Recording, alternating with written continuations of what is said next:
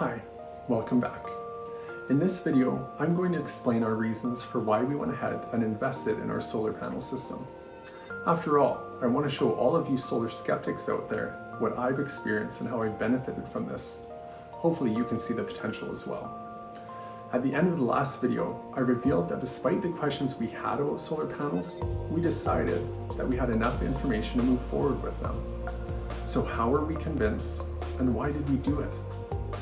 All of us are going to have some similar reasons that still feel a little different due to the weight and importance that we give each of these priorities. It could be reducing our collective environmental impact and carbon footprint.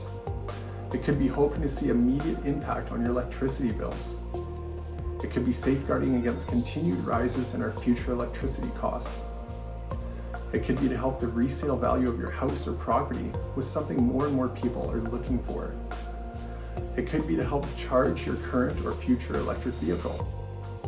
Or it could be to help reduce or end your reliance on the electricity grid, which would take more than what my system is currently set up to do. All of these are common and valid reasons, but for the cost savings on the overall system that were available to us at the time, as well as the potential monetary and environmental returns in the future, all of those were enough to make the decision to move forward much easier. So let's get into the 6 reasons that made us feel ready to move ahead. These reasons were grants available, roof conditions, rising prices, no limits on returns, microgeneration, and our greener outlook. The first one is grants. I'm not gonna lie, this was a huge catalyst for us in deciding to go ahead with the proposed plan. We were able to qualify for 2 grants, which were both a huge help with the installation of our solar panels. One grant was a $5,000 grant from the Government of Canada called the Canada Greener Homes Grant. This grant required a pre and post retrofit EnerGuide evaluation, which we paid for before each inspection was completed. We were then reimbursed for most of it. The audit ensured that we qualified for the federal grant, but it also provided an opportunity to apply for other grants if we were looking to make more energy efficient upgrades at the time. The other grant was a local grant from the City of Edmonton for $3,400 of a possible $4,000 grant through Edmonton Solar Rebate Grant. This was based on the size of our system, and our installation company was very helpful by handling this grant on their own and deducted it from our bill. But I know some companies will have the client handle this on their own. Regardless of where you live, look into federal, provincial or state, and municipal or local grants on their respective websites, or by contacting representatives who can answer your questions. When grants are available, ask what their parameters are. Is it a time limit? Maybe you have to complete your system and apply for them by a certain date or by the end of the year in some cases. Or is it a fund where it continues until the allocated money is used up?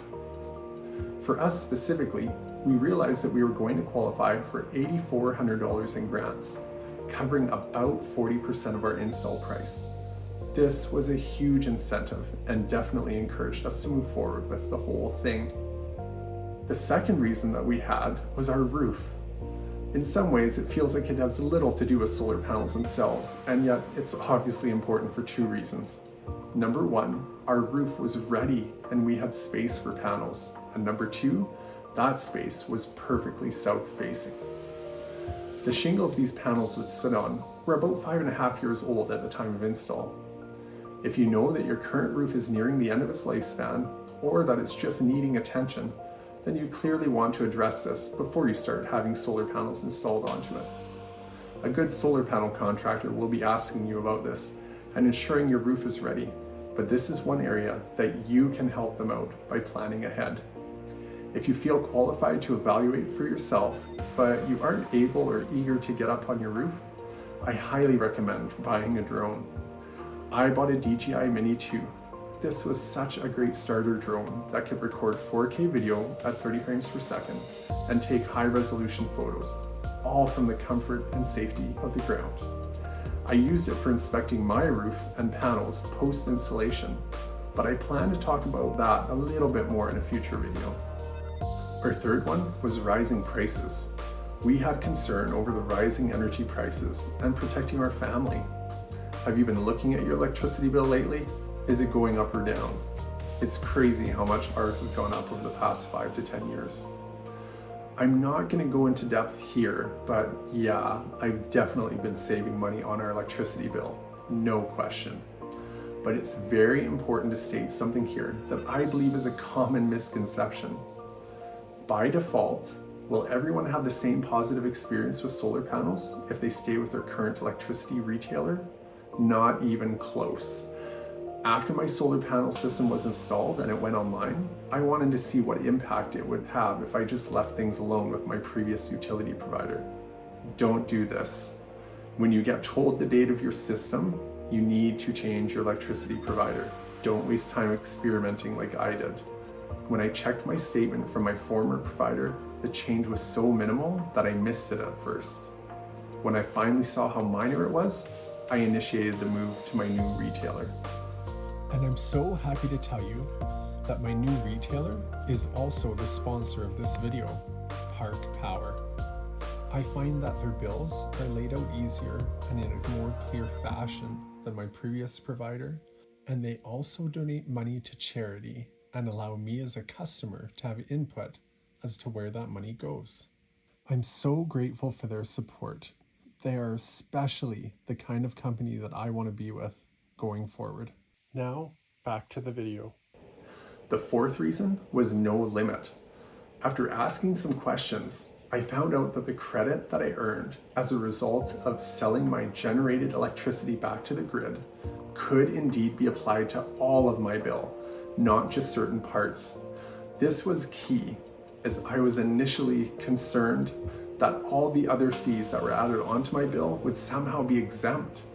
There also has not been a limit or cap as to how many credits I can earn or how much electricity I can sell back to the grid after my system has been approved and installed. As a result of this, I don't feel that the potential of my system is being held back or not fully realized in some way. Number 5, micro generator. I found out that with my relatively small system, I would be classified as a micro generator. As a result of legislation in the province of Alberta, where I live, the government mandates that if I generate more electricity than I use, then once every 12 months, I legally have to be paid out by my retailer. That was all good news, but it got better and more enticing the more I looked into it.